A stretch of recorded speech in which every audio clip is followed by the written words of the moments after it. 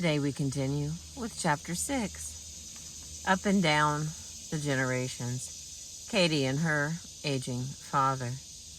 Katy's a 50-year-old homemaker whose youngest child has just left home for college.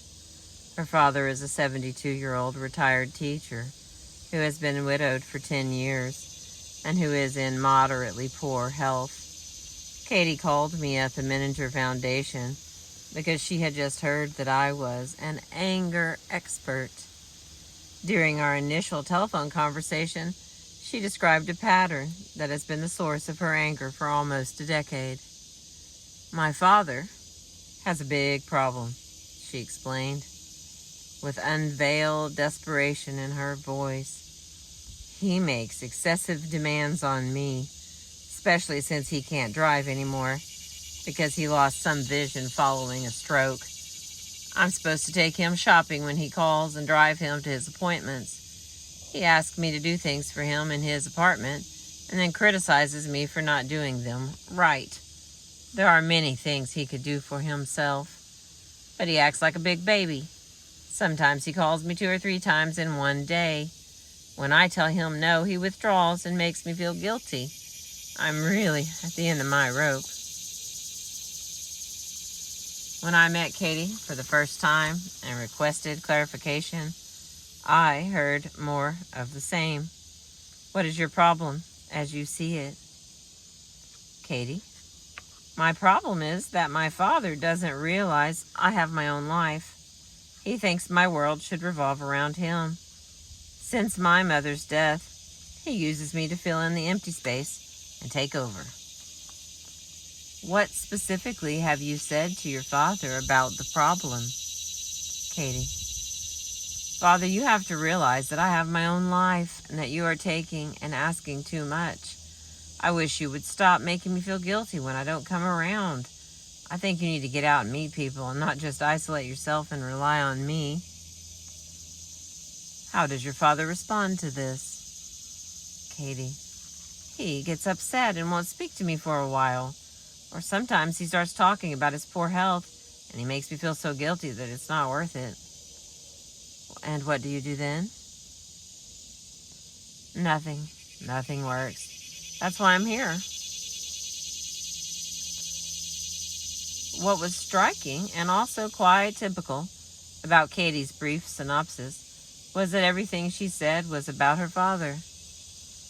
My father doesn't realize I have my own life. My father thinks my world should revolve around him. My father uses me. My father asks too much. My father makes me feel guilty. My father needs to get out and meet people. Katy is doing what most of us do when we are angry.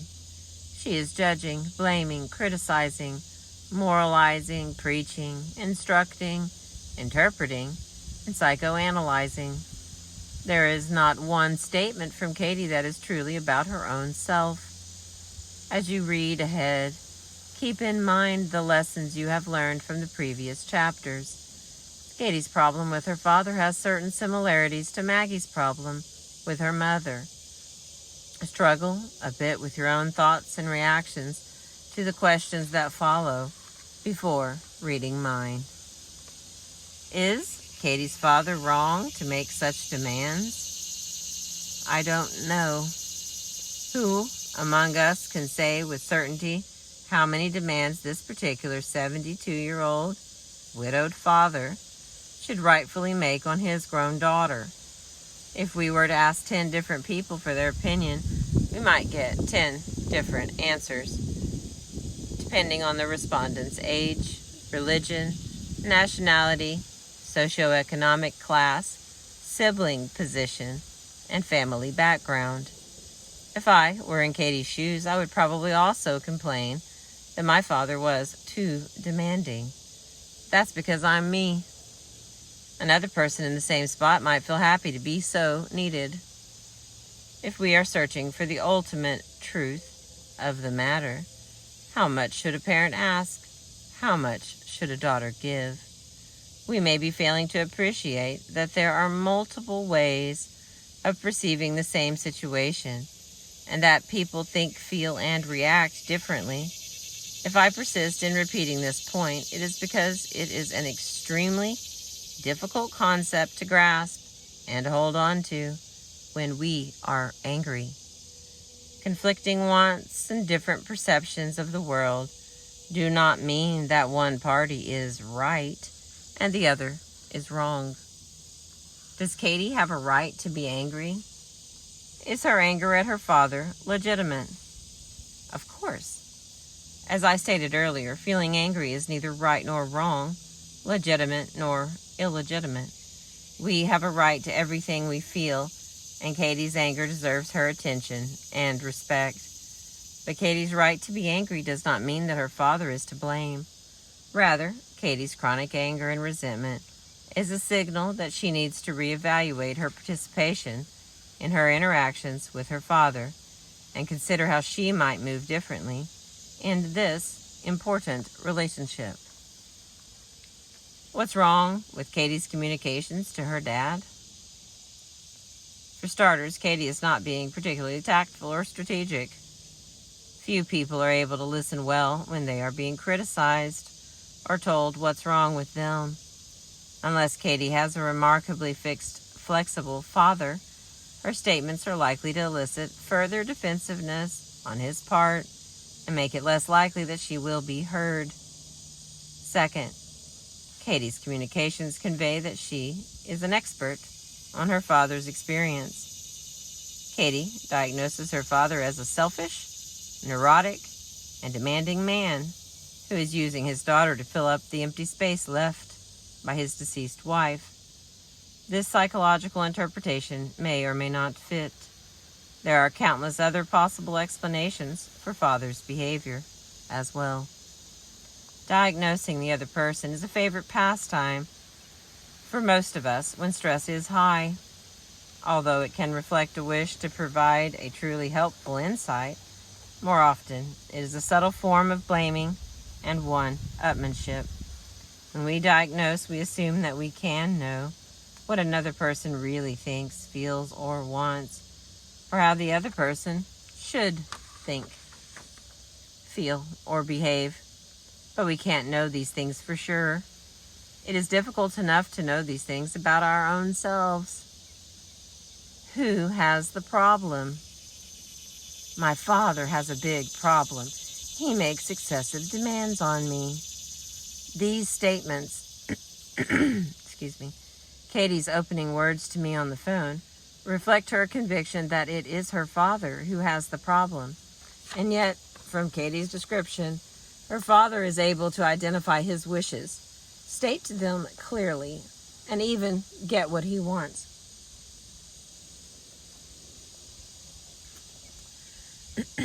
Katy has the problem.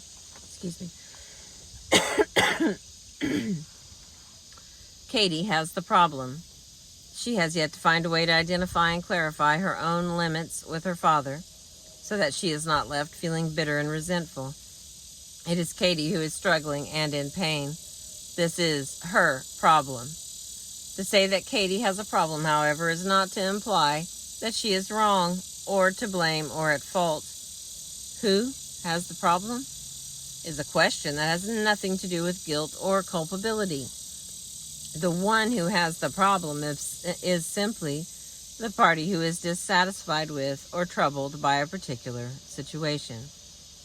What is Katy's problem? Katy's problem is that she has not sorted out some major questions in her own mind. What is my responsibility for my own life? And what is my responsibility toward my father? What is being selfish? And what is being true to my own wants and priorities? What amount of help can I give to my father without feeling angry or resentful? Not until she comes up with clear-cut answers to these difficult questions can she meet her father on a different plane. Katy's problem is not that her father makes her feel guilty. Another person cannot make us feel guilty. They can only try. Katy's father will predictably give her a hard time if she shifts the old pattern, but she alone is responsible for her own feelings, guilt included. Surely there are no simple answers. What would your reaction be if Katy were to clarify new limits with her father? Would you view her as selfish, or would you cheer her new claim to selfhood? Who knows? How many of us can distinguish with confidence where our responsibilities to others begin and end? How can women, trained from birth to define ourselves through our loving care of others, know with confidence when it is time to finally say, enough?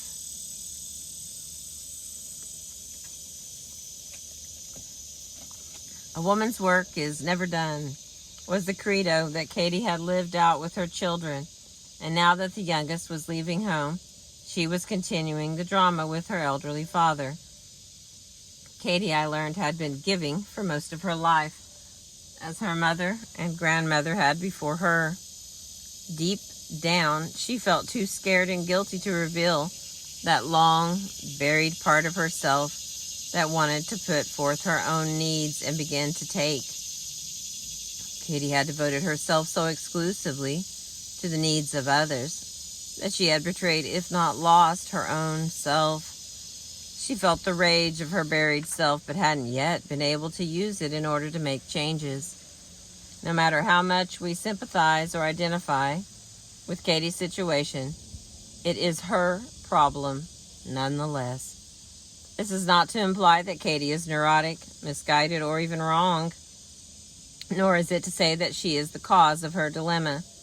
The rules and roles of our families and society make it especially difficult for women to define ourselves apart from the wishes and expectations of others. And negative reactions from others, when we begin to pay primary attention to the quality and direction of our own lives, may certainly invite us to become anxious and guilty. If, however, we do not use our anger to define ourselves clearly in every important relationship we are in, and manage our feelings as they arise, no one else will assume this responsibility for us. Harnessing unclarity. Katy sought my help because she wanted to do something with her father, and she wanted me to tell her what that something was. The fact of the matter was that Katy, like most women, had more than enough people telling her what to do. Her mother, by example, had taught her that selflessness, self-sacrifice, and service were a woman's calling. And now Katy's friends were telling her that self-assertion was the key to her liberation. Don't say yes when you really mean no, was the most oft-repeated statement that Katy heard from her advisors, until she herself began to believe that her problem might be solved if she could only find the courage to mutter this unspeakable two-letter word. What Katy really needed to do was to calm down and do nothing, at least for a while. It is not wise to make decisions or to attempt to change a relationship at a time when we are feeling angry and intense. Also, Katy has really not thought very much about her situation because she is too busy reacting to it. Katy would get off to a good start if she stopped blaming and diagnosing her father. She could begin to recognize that it is her job to separate herself a bit from his wishes and expectations in order to clarify her own values, to evaluate her own choices and priorities, and to make decisions regarding what she will and will not do. Katy could also recognize that she is not yet clear about these things and does not know how to solve her problem. Acknowledging our unclarity is in itself a significant step. What could Katy do next? What can any of us do when we feel angry in reaction to demands being placed upon us, but see no new options for changing our behavior? Our anger signals a problem, but it provides us with no answers, not even a clue, as to how to solve it. Anger is simply something we feel or allow ourselves to feel. At the same time, it tells us that we need to slow down and think more clearly about the self. Our anger can make clear thinking difficult indeed. At this point, Katy's task is not to do something with her anger. Although criticizing her father and inviting others to do the same may bring her short-term relief, or at least a sense of moral superiority. In terms of lasting change, Katy's job is to strive to achieve a lower degree of emotional reactivity and a higher degree of self-clarity. How? Katy will become clearer about her convictions and options if she does the following. First, she can share her problem with other family members, including her father. Second, she can gather data about how other relatives, especially the women in her family, have dealt with similar problems over the generations. Thank you for listening. I've got the dogs with me today, so if you've been hearing some breathing throughout, that's Mookie in the back seat. Let's see if I can get a little bit more done, if we can all tolerate the sound of him breathing. And Dad, I have a problem. When Katy told her father a little about her problem, it was a high anxiety moment, and no less significant than Maggie's talk with her mother. By calmly sharing something about where she stood on an emotional issue in the family, Katy shifted the old rigid pattern in the relationship. The conversation went something like this. You know, Dad, I have a problem. I have not figured out how to balance the responsibility I feel toward you and the responsibility I feel toward myself. Last week, when I took you shopping 2 times and also drove you to your doctor's appointment, I found myself feeling tense and uncomfortable because I really wanted some of that time just for me. But when I say no and go about my own personal business, I end up feeling really guilty, like I'm looking over my shoulder to see how you're doing. Well, if I'm that much of a burden, I can just stay away, Father said coldly. He looked as if he had been physically struck. Katy had prepared herself for her father's countermoves so that she could stand her ground when they came, without getting sucked into that intense field of emotional reactivity that characterized their relationship. No, Dad, she replied. I wouldn't want that. I'm not saying that you are burdening me. In fact, I would like to get a little better myself at asking people for help.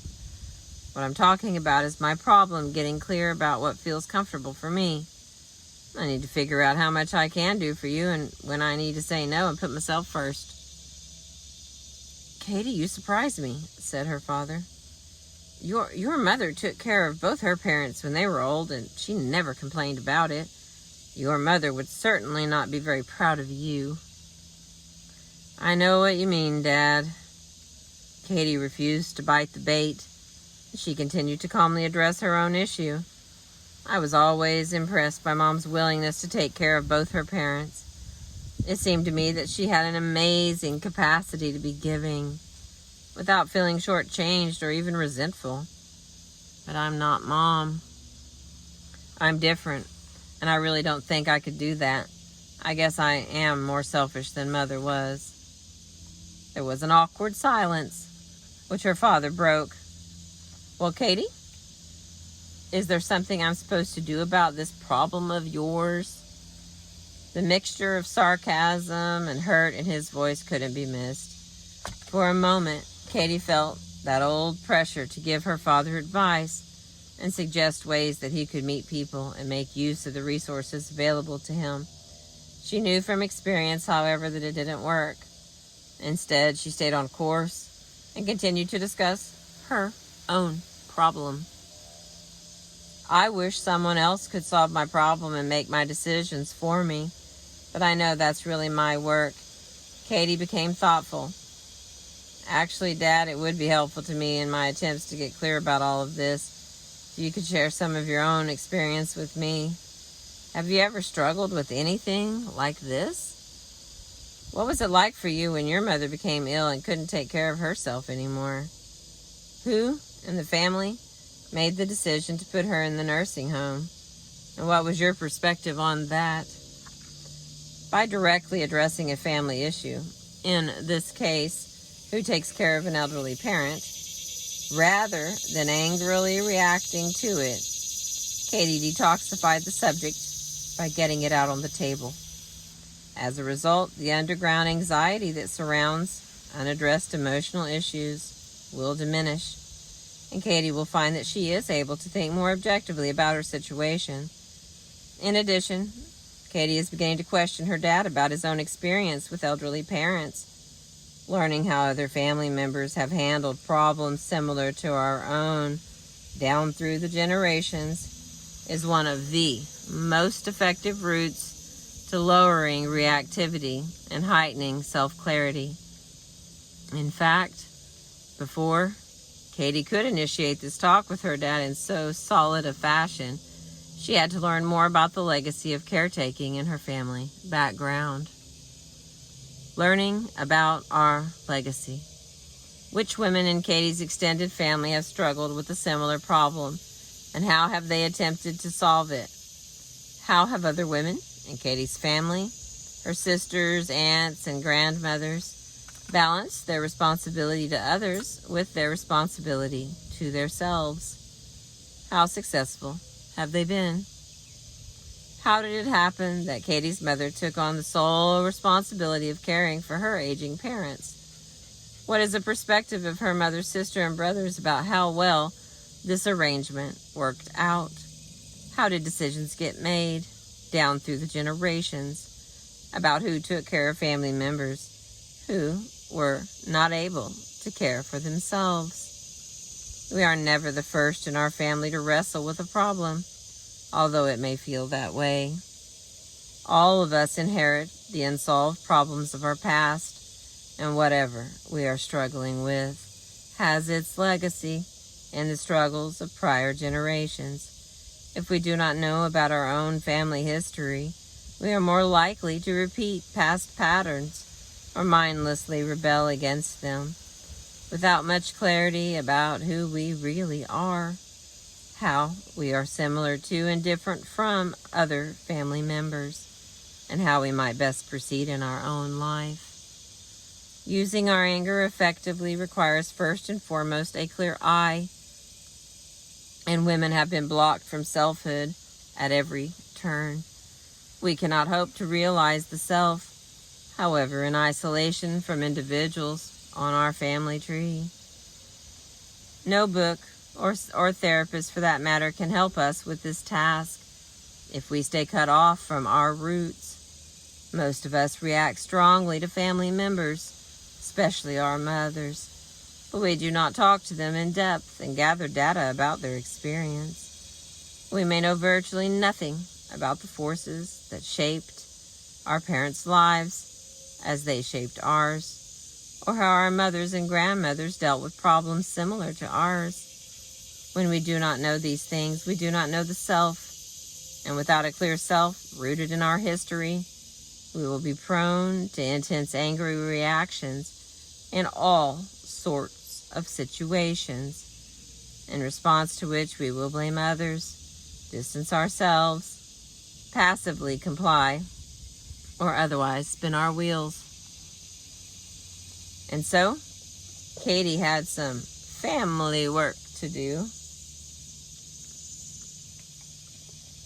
She contacted a wide representation of family members, especially the women, and learned firsthand about their experience and perspective as they grappled with issues not unlike her own. From living family members, she learned more about those who had died, including her mother.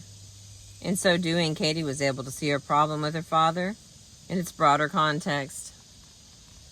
Katy discovered that women in her family tended to fall into two opposite camps. Those who, like her mother, made large personal sacrifices to care for aging parents and grandparents, and those who, like her mother's sister, Aunt Peggy, stuck their heads in the sand as aging family members became unable to care for themselves. Within these camps were several warring factions. Katy's mother, for example, did not speak to her sister for several years following their mother's death, because she felt that Peggy had not pitched in her share of the caretaking.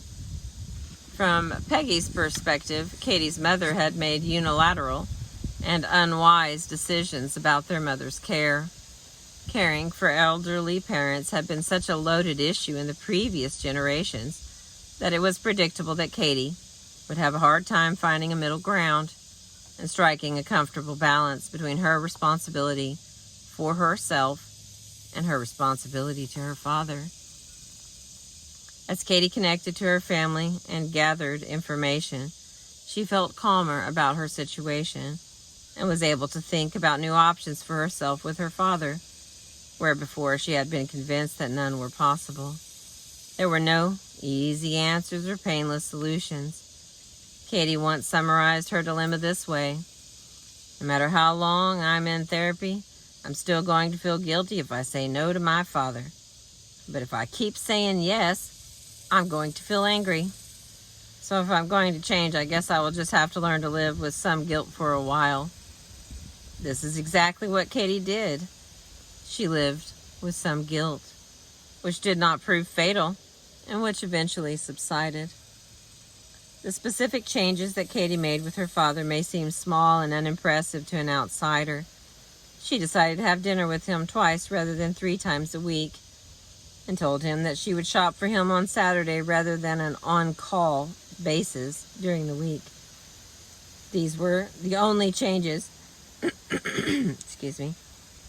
These were the only changes that she initiated, but she held to them, and they made a big difference in her life. Soon thereafter, her father initiated a change of his own.